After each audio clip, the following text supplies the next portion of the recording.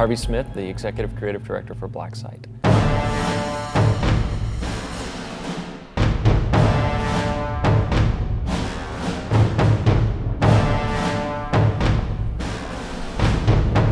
First-person shooter is in some ways, a moving camera going through the world. Yeah, so one of the things that's important for the game is environments. It's obviously a shooting gallery that moves. It's obviously a bunch of interesting game mechanics. How does this weapon function? How does that weapon function? What does this enemy do?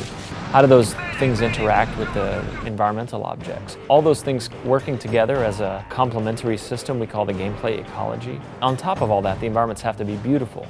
And so Pete Franco is our art director and Brian Hagen is our lead concept guy, and they're constantly working with me as the executive creative director to get right the tone, the mood, the feel of the environment, the vibe, if you will.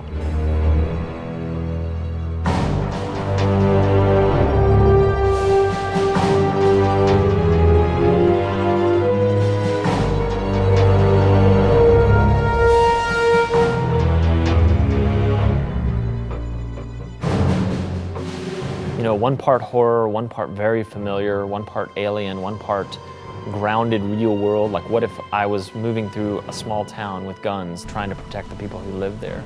Little details are important to fictional cohesion. The fact in a game that if you miss your target, you might hit a trash can and spill it out onto the streets. Leaping over chain link fences in a series of suburban backyards with broken toys lying in the yard. Those things are all important to our tone and vibe.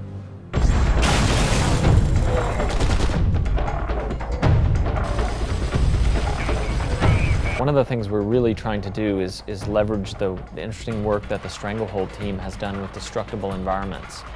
We are really going after the massive destructibility as a feature. We want the player to be able to shoot up the concrete and expose the rebarb under it and pillars. We want the player to be able to splinter wood and do all the things in a modern shooter that feel good. That's just a way to enforce the reality that the player has influence over the environment. Players love that. You can't go wrong with letting the player destroy things.